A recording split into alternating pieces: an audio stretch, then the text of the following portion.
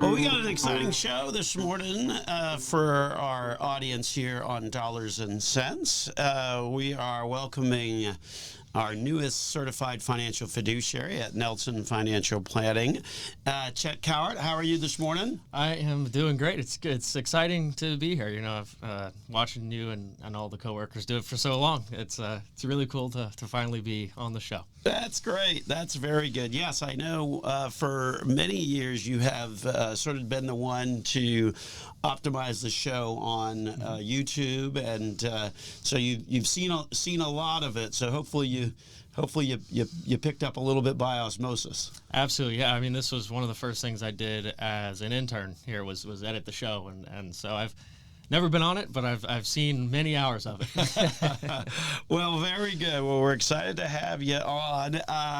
And you recently did actually a television interview on an interesting topic that we're going to share with our listeners as well, specifically why you shouldn't listen to some of the stuff that we see on social media. So got an interesting opportunity to get interviewed on television. Absolutely. Yep. They wanted to come in and interview me on basically why taking financial advice from things like TikTok and YouTube and Instagram is not a good idea in general. So we went into some pretty good detail with that. Awesome. So we're going to share that with our listening audience today. So welcome on into the program. This, of course, is Dollars and Cents, where we help you make sense out of all of life's decisions involving your dollars, particularly trying to avoid some of the craziness that you might see on some of these TikTok videos and the like. My name is Joel Garris. I'm a certified financial planner, certified financial fiduciary at Nelson Financial Planning. Joining me on this week's program, Chet Cowart, who is also a certified financial fiduciary at Nelson Financial Planning. So you are certainly not new to Nelson Financial Planning. You've been with us for how many years now?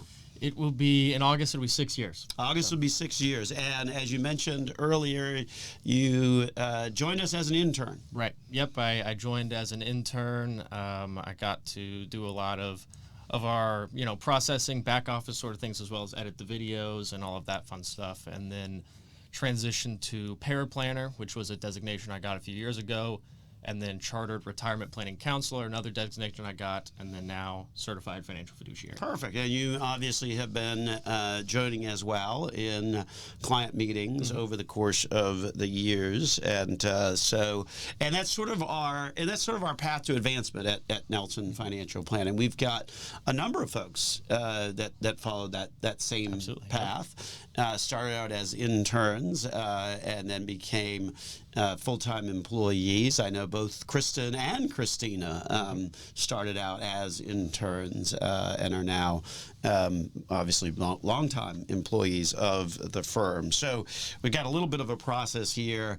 And I got to say, and one of the things that impresses us about you, going back even to your internship days, is just your ability to care and to focus, and that's so important in this business. And so it's really a delight to have you, and we look forward to many more years and joining me on the radio program. Now we get to have one more cohort, if you will. So that is good, and certainly, it's important to have some work experience, and that's sort of our pattern of advancement at Nelson Financial Planning, where you work for a number of years, and then you take the Certified Financial Fiduciary exam, and that's a pretty significant designation. Chet, tell the listening audience a little bit more about what that is. Yeah, so the gist of the designation is essentially to always put the client's needs above your own. There's a lot that goes into that, obviously. This sort of ties into what we're going to talk about later, how there's so much bad advice going around in the world at large. So the designation is really more of a, always putting the client's needs above your own, having integrity, giving good advice, and trying to eliminate conflicts of interest as much as possible. No, that's a good summary, and certainly something that you want out of anybody that's going to give you financial advice. And so, I know you've got some personal interests. What's Chet do outside the office that he can share with the listening audience? Well, let's see. I love being in the gym. I do it's called Muay Thai. Some of you may have heard of it. It's kickboxing more or less from Thailand. I traveled to Thailand last year to do it, so that is sort of I guess I'm Clark Kent in a sense. I've got my secret life after Superman. 5 p.m. Wow, that's a bold claim there. I won't claim Superman, but I'll claim an alternate life after 5 p.m. Alternate ego. Okay. And then of course traveling, fishing. I love all that stuff. I'm from Florida, so awesome, good stuff. So a couple of weeks ago, I noticed a television crew here at the office. What was all that about? So they came in to interview me about why or why not you should take financial advice from social media. So that was the gist of it. There's a lot of advice going around on a ton of social media platforms. Some good, some bad. But from my experience, it's mostly bad. Yeah, no question at all. And I think that really gets into kind of part of the conversation that we want to have with our listeners today on the program is, in terms of that advice that we see, I think people kind of miss the point about what you can actually glean from that. I mean, it really isn't a particularly great idea to take this advice from some of these, kind of short snippet online videos. There's a variety of reasons for that, isn't there? There is, yeah. I mean, if you're a client of ours and you think back to your first meeting with us, we don't go into specific investment advice for a while, until the second or third meeting. And that's sort of the reason why a lot of this advice is not to be taken from social media. There's too many specifics to know about an individual's life. A 30-second video is not gonna get you all the information you need. Yeah, no, that's a good point, Chet. I mean, it's usually a couple of hours before we'll even start talking about kind of investment specifics with any folks that come in and visit with us for the first time. I mean, that's part of being that certified financial fiduciary, is to really try and understand what it is that is going to be in their absolute best interests. And it does go a lot towards the barrier to entry, if you will, for throwing up a video online or on Instagram or TikTok. There isn't any. I mean, anybody can do it. And absolutely. There's a significant difference between someone who sort of professes to have expertise and sort of real expertise, if you will. Big gulf there, if you will. What are some of the other kind of shortcomings that immediately come to mind? Yeah, I mean, what I see a lot of the time is that the advice is specifically product-based instead of based upon your individual decision or your individual life, all of the things that go into the investment decision that would need to be made. It's oftentimes promoting one singular product that this creator might think is good, where it may be good for somebody, but it's not going to be good for everybody. Well, and that goes to the underlying business model, right? I mean, the business model of anything that's online is it's about the clicks and the shares and the likes. And oftentimes there is product sponsors but behind these that are the sort of really driving what the message is on some of these platforms, that's for sure. Absolutely. I think there's a lot of times a very big conflict of interest that you need to think about when you're looking at these videos. Yeah, no question at all. And really the sheer lack of regulation as well. And we're going to slide to a break and pick up the conversation at that point. So stay with us through the break here on Dollars and Cents, where we've got Joel Garris, Chet Cowhart, both of which certified financial fiduciaries at Nelson Financial Planning, explaining why you really shouldn't be taking advice from those short snippet videos that you see on TikTok, Instagram, and the like. Coming up next here on Dollars and Cents.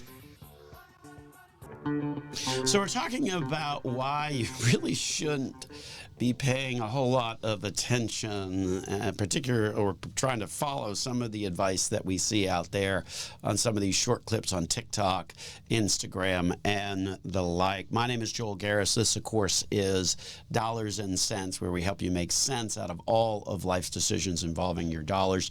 One of Central Florida's longest running radio programs, also a top 25 podcasts in terms of financial planning podcasts. So make sure you check us out on your favorite podcast platform. Once there, subscribe, and then that way you'll get notification of when we upload new content. Any trouble finding our channel on any of those platforms, go to our website, Nelson Financial Planning, and there you'll see a bunch of icons. Click on one of them and it will get you immediately connected over to our channel. My name, of course, is Joel Garris, certified financial planner, certified financial fiduciary at Nelson Financial Planning. Joining me on this week's program is one of our team members, Chet Cowhart, who's also a certified financial fiduciary. Chet recently interviewed a couple weeks or so ago on television about this very topic. Let's pick up where we left off before the break. One of the issues that exists on these videos is just the sheer lack of regulation over the content that's on these videos. Absolutely, yeah. I mean, tying back into the whole certified financial fiduciary topic, we're held accountable for bad advice, right? So if we give you any sort of financial advice, whether that be a specific product or something of that nature, we're held accountable if that's not in your best interest, if that's not suitable for your life. Whereas, of course, these videos on social media are not held accountable. Sheer incredible lack of accountability, and ultimately completely unregulated. I think about just the direct contrast that brings to our business, where every week, and just this past week, for example, I had a conversation with the folks at FINRA, the Financial Industry Regulatory Authority. We talked to them, and they talk to us on a regular basis, and that doesn't even count the countless emails and things like that we get that we have to do from a compliance perspective. The quarterly financial reports. I mean, the list goes on and on. And so when you think about throwing up a video, there's none of that level of regulation, and also it's relatively generic as well. Absolutely, and I notice in these videos, in the description, there's always, this is not financial advice. I don't know if that's going to hold up in court or not, but I think they're trying to cover themselves. I would be scared if I watched a video giving you financial advice and then the description said, but this is not financial advice. Well, yeah, that's funny because Chet, that's a comment that we make to a lot of people in terms of a lot of the disclaimers that are on your account statements, your investment account statements. Say that have that kind of disclaimer, where not licensed to provide tax advice and things like that. We often kind of, as a organization, we poke fun at that because we have a pretty significant tax department at Nelson Financial Planning, and so we always kind of poke fun at that because tax advice is so kind of important, and a lot of people hold it higher than kind of in investment or retirement planning advice. Certainly, all of those topics go hand in hand. That is for sure. And then the reality is that a lot of kind of the business model for social media is based upon the psychology of trying to kind of connect you in or loop you in. Yeah, I mean, think about just how social media functions. The algorithm is going to feed you what it thinks you're going to like the most, as well as what it thinks you're going to engage with the most, provide more traffic to the platform. So just inherent confirmation bias kind of comes into that. Anything that you engage with, whether positively or negatively, you're going to see more of that. So, if there's a video on a particular product, whether you like it or not, that's just going to keep feeding you that. That's that same sort of video, and that's not good. Right. Well, and the more you get told something, even if it's wrong, the more you start to believe it. I mean, that's the psychological phenomenon of confirmation bias, where you just keep getting into this endless loop of telling you these things, and if they're inaccurate, you can almost get to the point where you believe them. Yeah, I mean, there's a certain feeling when you're watching a video online. It feels like that person speaking is coming from some point of authority in a way where that's oftentimes not true. But I think because it comes off as an educational video, you may believe that. And then start to believe that what they're saying is true, but they're just any random Joe Schmo in their bedroom. So well, and this is becoming a bigger problem. Last week on the program, Christina joined us to talk about the IRS Dirty Dozen tax list, which is basically an annual list that the IRS puts out and been putting it out for 20 odd years, talking about sort of the top 12 scams involving your taxes, and social media is one of the ones that that's on that list that we've seen a lot of late. Yeah, absolutely. There's some interesting tax scams going on right now. I can't believe some of it. Certainly, what happens is that it really, there's always sort of that shred of legitimacy, right? I mean, anytime you're looking at anything out there online, there's always kind of that little bit of shred of legitimacy. Maybe they reference a tax form. Maybe they, talk about a particular tax strategy that is a legitimate strategy, but then it just sort of takes a right turn, if you will, and gets it used inappropriately. One of the bigger examples actually has to do with kind of how W-2s and those kinds of things work. Yeah, there's one going around right now where they want you to use Form 8944. That's a waiver that tax professionals would use if you'd like to file via a paper file instead of online, and that way you can sort of fudge your W-2 in a way you either decrease your income, increase your withholding for the year, or both. And the people on social media are saying use that to get a bigger refund, which is that's tax fraud. So don't do that. Yeah, that's tax fraud. You go to jail for that. Right. But yeah, it's funny because the Form 8944, legitimate form, okay, and in some cases, that form is mostly used by tax preparers when there can be certain circumstances where you can't electronically file a return, where you have to file a paper return, and when you file a paper return, of course, then that sort of changes the processing of that tax return by the IRS. And then if you're simultaneously sort of printing off a W-2 or creating a W-2 and feeding that false information in, and then you follow it up then with that paper filing, then you might get lucky and have it processed, get the refund, because the processing is very different for a paper return versus an electronic return. Mm-hmm. Yeah, I mean, I'm seeing more and more stories every single day of the IRS saying they're gearing up for more audits than ever before. So I don't think, if there was ever a time to not do it, it's probably now. Correct. That makes good sense. There's certainly a lot of crazy stuff going on out there, and when we think about how easy it is to perpetuate some of these frauds through some of these videos, certainly. You want to be very careful at watching and following the advice. Kristen tells a story, and this is a real life story, and I think you've heard her tell this story. Is that she met with somebody who followed advice, courtesy of a TikTok video, right, and involved converting your IRA over to a Roth, and then all of that money is tax free. Mm-hmm. The problem is, the video didn't talk about the fact that you got to pay the taxes in order to get to tax-free land. Yeah, there's unfortunately no account where it's tax-deferred or tax-free going in and tax-free coming out. Right. It becomes very hard to do that. So, and we've seen it, real-life examples, and that, I remember Kristen tells the story, that person was really just completely couldn't believe Right. that the advice that they had gotten online was wrong. And now you're sitting in April and you owe a bunch of taxes. Yeah, Not fun. Exactly right. Oh, goodness. Well, we're going to take a break and return after these messages. This, of course, is Dollars and Cents, where we help you make sense out of all of life's decisions involving your dollars. My name is Joel Garris. Joining me on this week's program is Chet Cowart, also a certified financial fiduciary at Nelson Financial Planning. We'll be back after these messages.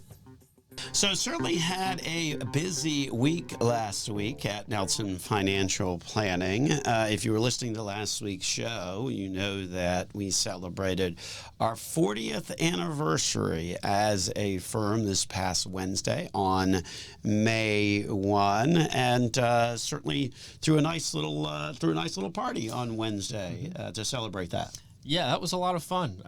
It was really nice to see all the clients out and in one spot, as well as looking. I have not been here for 40 years, so Right. to see some of those older pictures and sort of how far we've come was really interesting for me, especially. Well, Jamie did a great job on kind of going through the archives and pulling up some of the videos, way back when the firm was started by my father-in-law, Jack Nelson. He used to do a bunch of television ads, and it was fun to kind of go back through the archives and find some of those as well. And so we actually posted that. It's about a 5-minute video or so that she put together. So if you're interested, check it out. It's on our YouTube channel at Nelson Financial Planning, and there's some great memories in that clip. Absolutely, that's for sure. Yeah, there's a lot of stuff I had never seen before. Yeah, it was very good stuff. It's funny. We actually had one of the clients, as they were watching the video, come up to me on Wednesday during our little kind of celebratory cocktail hour, and she said, "Oh, my dad was in one of those ads that Jack did all those many years ago. You didn't happen to kind of stumble across that?" And so brought Jamie over to ask that question, and she said, "Yes, I do remember that one." And so we were able to pull up the video and send it off to her daughter, so which was really cool. Yeah, that's very interesting. One thing I had learned that I didn't know. I learned this at the event, was that 6477 in our last phone digits is NIPS, right? Which was the old the firm's old name. So yes. That was very interesting to me. I don't know how I'd never realized that. Yeah, that was cool. That's funny. Yeah, we don't run that one because and I won't get too deep on this because it's a family program here on a Sunday morning. But the abbreviation NIPS means something different on the internet than it used to, or at least since the firm started 40 years ago. So that was one of the biggest reasons why, as we got more into social media, internet, things like that, where we felt it necessary to kind of shift the name to Nelson Financial Planning. And it's just a more general description of what it is that we do beyond just the investment planning. But yeah, the old NIPS, Nelson Investment Planning Services. Yeah, that's the 6477 right. of the phone number. That's right. And certainly it's neat. I mean, obviously we have had such a real privilege to help so many people along life's journeys. It was neat to kind of see, how that has spanned across 2, 3, and sometimes even 4 generations of the families that we've been able to help. And it certainly makes our job, very, very special. One of the biggest reasons why I still certainly enjoy what I do.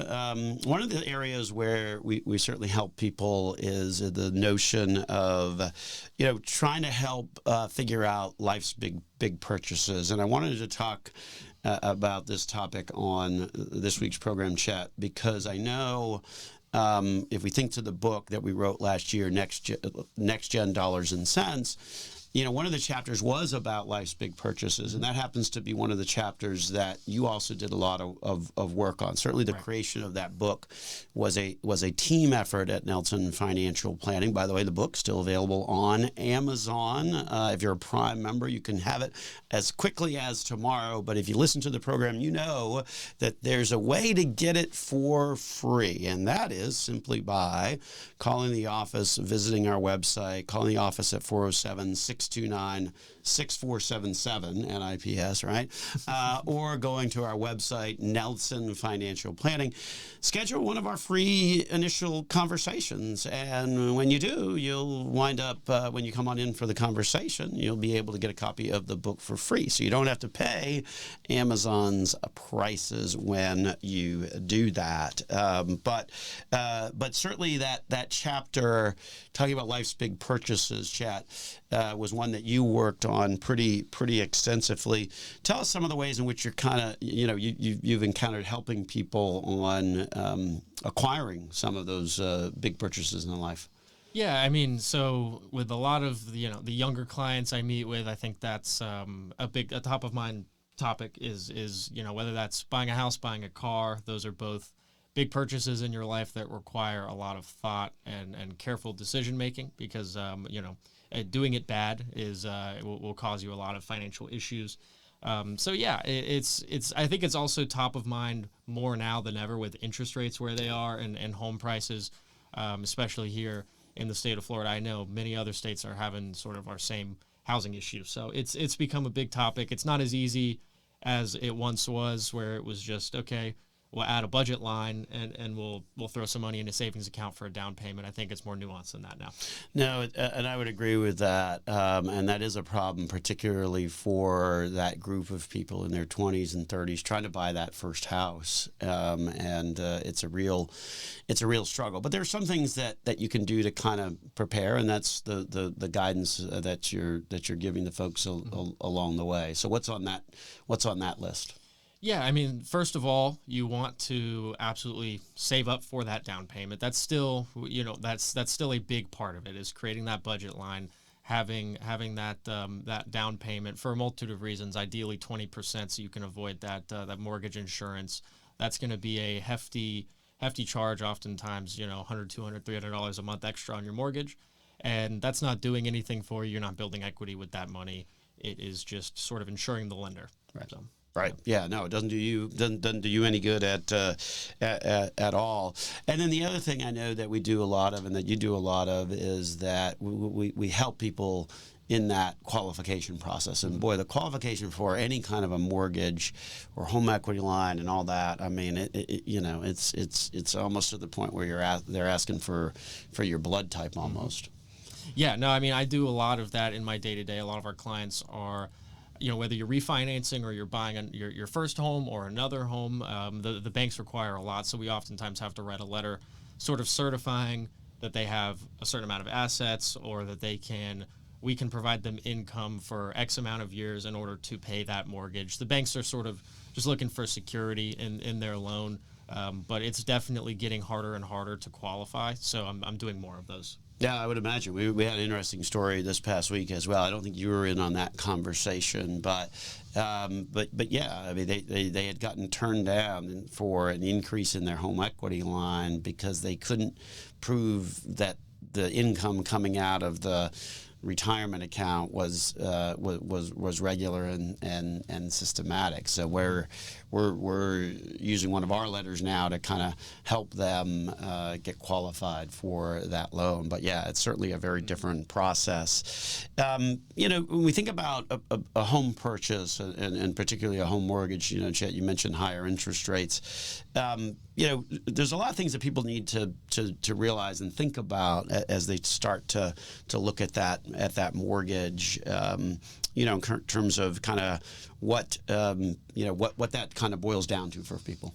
Yeah, I mean, with interest rates where they are, your mortgage is going to be hundreds, if not thousands, more expensive per month than it would have been a couple of years ago. I know my parents, for example, refinanced around the COVID time when rates were extremely low, and they're both self-employed, so that process is really painful if you're all 1099 and of that nature. But yeah, interest rate is a big thing to think about.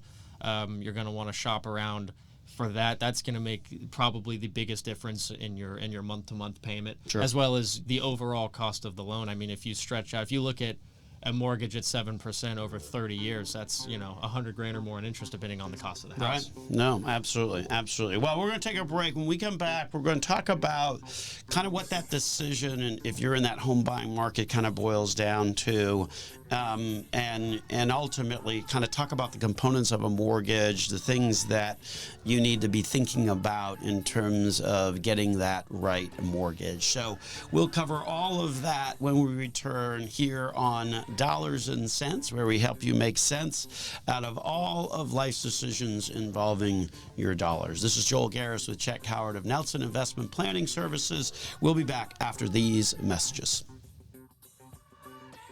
So we're talking about the decision that is involved in the process, if you will, if you're looking at purchasing a home. My name is Joel Garris. I'm with Nelson Financial Planning. Joining me is one of our fellow team members at Nelson Financial Planning, Chet Cowart.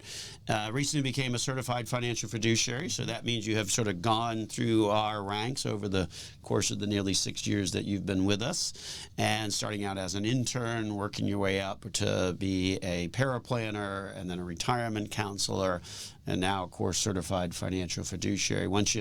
The rule is around at Nelson Financial Planning, once you get to that designation, then you get the privilege of joining me on the radio show. So how's it going on this inaugural one for you? I'm having a lot of fun. I will admit I was a little nervous coming in, but it's been great, and I'm just happy to be here. It's cool.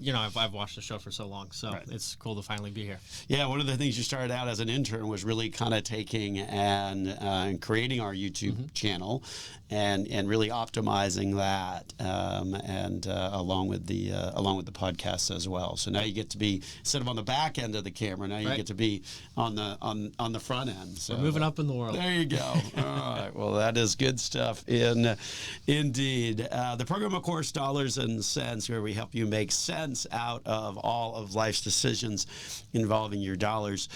Coming to you from the folks at Nelson Financial Planning in the Nelson Financial Planning Studios. Had the very fortunate opportunity to celebrate our 40th anniversary as a firm this past week, so a neat experience there. If we can be of help to you, feel free to reach out to us at our office number at 407-629-6477, or visit our website at Nelson Financial Planning. So the decision about buying a house kind of boils down to a couple of different things, right? I mean, the first question is you have to decide what it is that you're going to need in that house, right? Right. I mean, there's more to it than just the financial side of it, of course. How big is your family? How many bedrooms? Do you need bathrooms? Do you need a garage? Do you want a garage? Do you need a pool? All these things are, of course, going to go into it. What area do you want to live? Do you have a preference on school district? That sort of thing. Yeah, if you have kids, and that school district question becomes a pretty big part of the decision. So you gotta kind of address what your needs are and have those needs match to sort of what you're looking for, and then it comes down to sort of what you can afford, right? I mean, that becomes a pretty important part of it, because you don't want to have too big of a mortgage relative to income. That's for sure. Yeah, buying a house is a key way to build wealth, but you can also go too far on the other end and become house poor, and then that is the opposite of building wealth. No. It can be the best decision you've ever made, or the worst as well. Yeah, no, especially with, as you were mentioning, the kind of the higher interest rate environment that we're in. I think one of the things that folks need to realize is that there's a number of different components that actually go into that mortgage payment, a total of 5 different components. And we talk about these at length in the chapter in the book, Next Gen Dollars and Cents, that's in the chapter on life's big purchases that you helped to kind of write that chapter. So tell the listening audience kind of some of those pieces that make up those components. Yeah, so that's going to be principal, interest, taxes, homeowners insurance, and then mortgage insurance if you don't hit that 20% down payment. Right. So Yeah, I mean, those are going to all have a very big effect on the overall cost of the loan itself. I mean, interest, of course, being the actual cost of the borrowed money, that's going to be a big difference maker in how much you pay across the life of the loan. But then all of the others have absolutely a big effect on the cost as well. Sure, absolutely. And yeah, when you think of it that way, yes, it might be one payment, but that payment is made up of those five different components. I mean, obviously, principal relates to exactly how much you borrow. So every payment that you make, you're going to put a little bit towards the principal, and then of course interest. Right. You can, certainly every payment's going to have some interest. But then the other ones, the taxes, that's kind of normal. One of the things here in Florida you get to do is to, homestead your property to kind of keep the taxes from going up. But the fourth one in that the homeowners insurance, that's one that we see a lot of folks struggling with these days, isn't it? Yeah, I think that's been a particular problem here in Florida. We're prone, if you live here, we're prone to flooding, hurricanes, storms, all of these things Right. that scare insurance companies, and it's very hard to get insured affordably right now. They're very strict on roofs, as you know, how many clients come in and say, hey, I need to replace my roof. I think it's fine, but the insurance company would disagree with that. So Right. yeah, they're very strict, and it's extremely expensive. That's likely going to be one of the biggest, most expensive components of your monthly payment. Well, and one that actually could causes your mortgage payment to vary. And in some cases, we've seen, particularly over the past 12 or 18 months, a lot of scenarios where you have a mortgage payment, you think you're fine, and then the homeowner's bill comes in, you wind up having to catch up the escrow and then put even more in. So we've certainly seen cases where those mortgage payments have jumped by several $100s Right. instantaneously. I mean, that's one of the biggest arguments against renting and for buying is rent is going to continue to go up, and that's true. Rent will continue to go up, but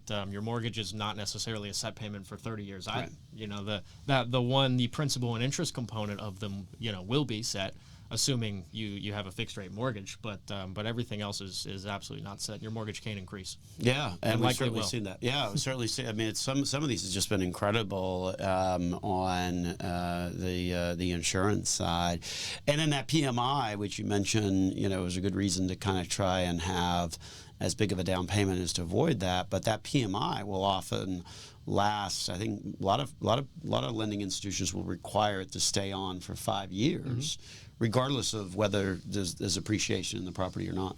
Right. Yeah, and that's also likely a bigger problem now than it has been, just based off of where home prices have gone. It's harder and harder to make that 20% down payment. I mean, when at least in our area, when the average single family house is approaching $500,000, Yeah. then 20%'s getting a little harder to avoid. make. Yeah, and then they'll force that payment no matter how much the appreciation is on that property. They'll force that payment for a minimum of 5 years. So certainly some things that folks need to be aware of is that there's different components to the mortgage, and there's also different considerations when you think about kind of what's the right mortgage Right. to get as well. There's some things that you got to be thinking about there as well.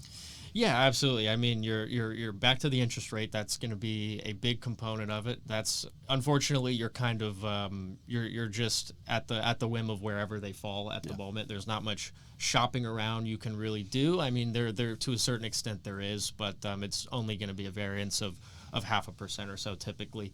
But the term is a big one. Depending on, obviously, the longer term, you're going to pay more in interest over time. Often, a 15-year mortgage versus a 30, you'll pay less than half in total interest costs over the life of the loan. And granted, your monthly payment will be more with the 15-year mortgage, but if you can swing that monthly payment, it's absolutely advantageous to you. Yeah, but it's funny. You talk about higher interest rates, and I think more and more Folks just aren't able to do the 15-year. I mean, the 30-year at least helps with a more manageable payment, particularly for first time home buyers. That's for sure. Yeah, I mean, if you're struggling with 20%, which the vast majority of people are, I mean, on a $500,000 house, that's $100,000, you know, and so if you can't make that, then likely you're not going to be able to swing a 15-year either. So. Yeah. Yeah, no, that's exactly right. And then a few other things, of course, loan to value, which goes to the PMI conversation. Right. Yep. And then the other thing you probably want to shop around for is kind of the closing costs as well. Yep, those can vary a lot depending on your lender and their individual closing costs. You'd absolutely want to shop around for that as well. Well, Chet, you survived your inaugural program here on Dollars and Cents. It was all right. That was a lot of fun. I can't wait to be back. Excellent. Well, good stuff indeed. Thank you for joining us on the program. Thank you for listening to this week's program of Dollars and Cents. If you like what you heard and want to learn more, go check out our website, Nelson Financial Planning. If you're interested in getting a copy of our book, Next Gen Dollars and Cents, well, you can go to Amazon or you can call the office and schedule an absolutely free, no obligation conversation. So we'll look forward to having that conversation with you in the near future. With that, we'll wrap it on up and get on out of here. Thanks for listening to this week's program.